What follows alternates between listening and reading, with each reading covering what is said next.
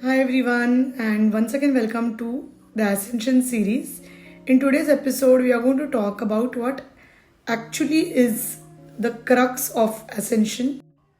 The earth was originally a place of high frequency, but after many years of being in high frequency, the earth started sinking its frequency until it became a very low density, very low frequency place where pain became the chief cause, suffering became the chief sentiment in the vibration of earth. Now, in 1987, however, the violet flame was brought back to earth after thousands of years being in the higher frequencies, and hence the first wave of ascension began in the year 1987.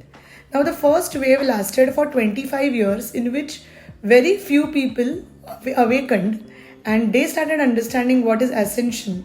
But there was only 1%, or not even 1% of the population. But these were the people who started the ascension movement, and these are the people who are now one of the earliest teachers of ascension. The first wave of ascension went on from 1987 for the next 25 years till 2012. Now, 21st December 2012 was the time where the second wave of light workers, ascension workers came up.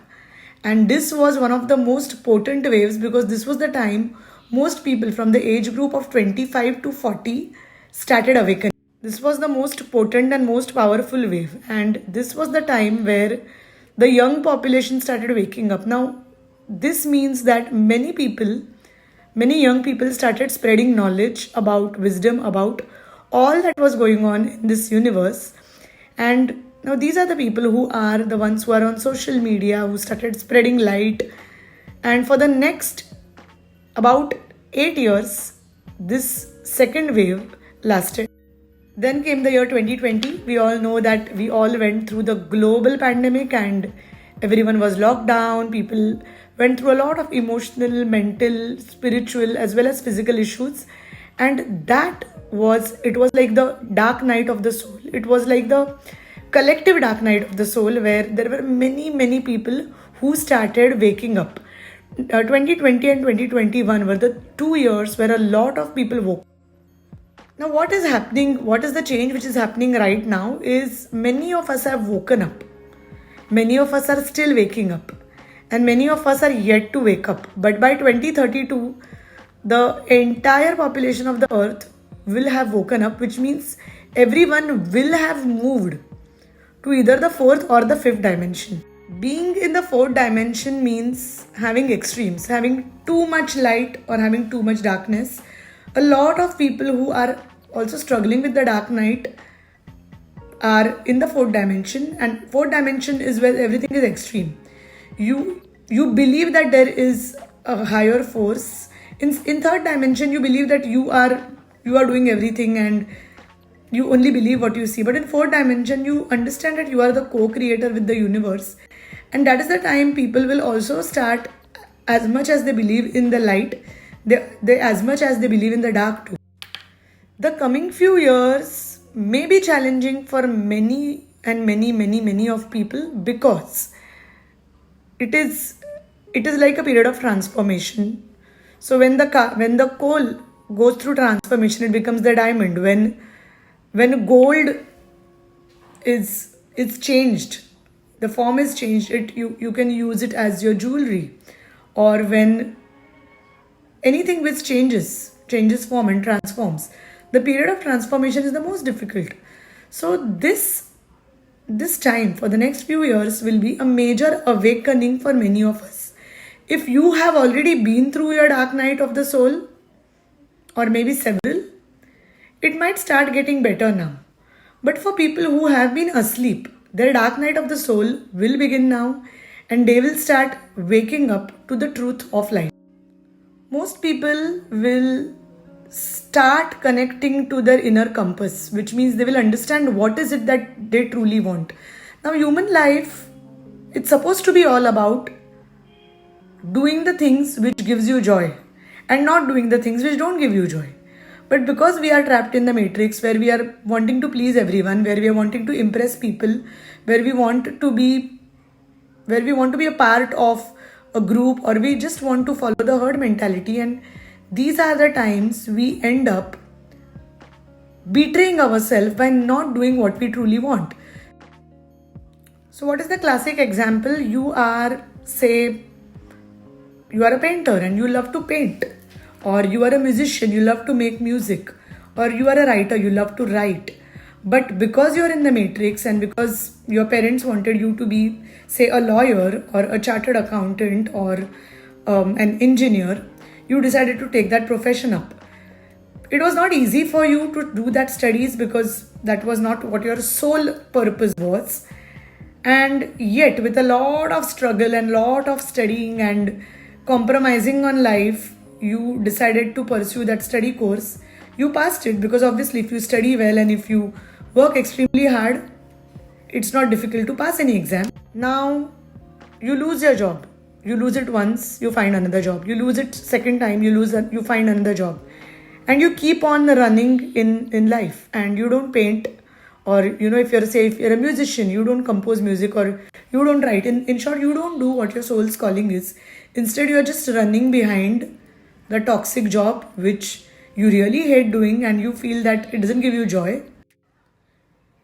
And instead, you keep on finding that same kind of job over and over again because that will give you money so that you can travel only for 2 weeks in the year, and the rest of the year you are going to be a slave. You're going to be a slave to your job, to your boss, and only that you could travel because you feel only by making that money you will be able to travel. And you give away all your hobbies and everything, and at the end of your life you wonder what is it about, because you live for, say, 80 years or 70 years or whatever, and those 70 years, 60 years you spend in misery. And then you believe and you feel that human life is a challenge. Now, this is the classic example of how we inflict pain on ourselves and how we live in misery, believing that we will get something which will give us joy, but it doesn't give us joy. The main reason why we don't find joy in life is there is no connection between the head and the heart. People either believe they are head-centric or they are heart-centric, but there is no balance. People let the head make the choices and they don't pay attention to the heart. The job of the heart is to make choices because heart knows the wisdom of the universe. The job of the head is to make sure that those choices which are made from the heart are being taken action on. Simple. If you like to sing, you have to sing. But for that you have to make a choice to sing. So the job of the heart is to choose to sing, and the job of the head is to make sure you sing it out, which means you take action. So the head takes action and the heart makes a choice. The problem with the world is people make choice from the head, which is not its job. So there is no delegation of work to the right person. Now, once you understand this wisdom, your life starts changing because you stop trying to please everyone. You stop trying to please, say, right from your parents, to your friends, to your colleagues, to your boss, to your extended family. And you start making choices from your heart. You start taking action. Your head starts taking action and your heart makes a choice, which makes you a complete human being who is on the path of ascension. 90% people make choices because they're supposed to make that choice. They feel it is the choice which they are making, but that's not the choice which they are making. The choice had some ulterior motive. Maybe you want to please your parents, maybe you want to please your teachers, maybe you want to please your bosses. Basically, anyone and everyone. Trying to please someone is an act of trying to manipulate their opinion of you, which is the classic case of you being inauthentic and you being totally not what you are.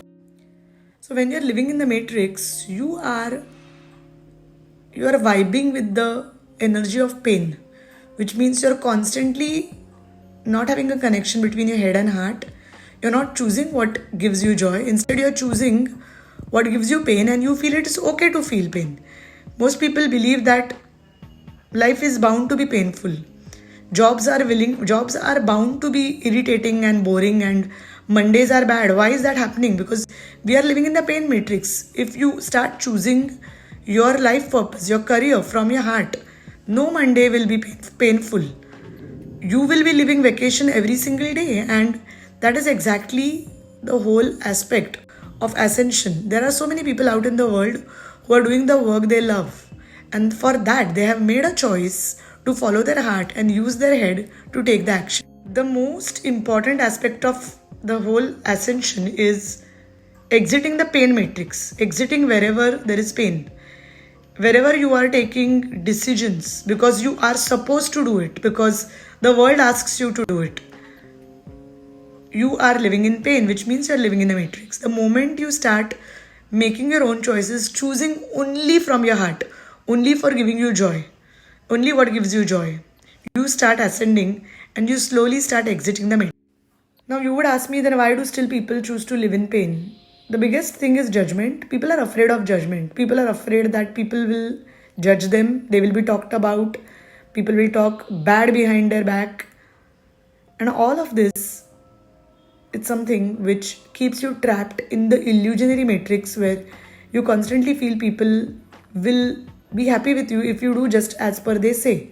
But the truth is, they will never be happy, and they'll keep on criticizing you, and you will be caught in the vicious cycle of pain of trying to please others, and you will feel empty from within.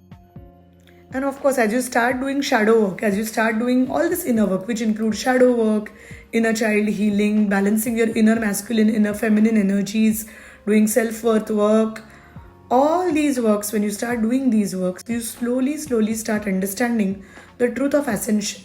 And although it might take maybe a few months, maybe a few years, maybe many years, but eventually you will exit the matrix and you will start moving towards ascension. And now for 2022, as we have already crossed one threshold and we are moving towards the next one, I believe that if we all take charge of our own life and take an inventory and look at all the areas of our life, especially the areas which we feel we are struggling with, look at where is it that we are not ready to take decisions from the heart. And if we have taken the decisions from the heart, why are we not taking action with it? That will be the single and the most important step, or the first step in your ascension journey. So here is to everyone, keep doing more work in 2022. Keep choosing love and light. Do not choose fear. Do not choose toxic relationships. Do not choose toxic people.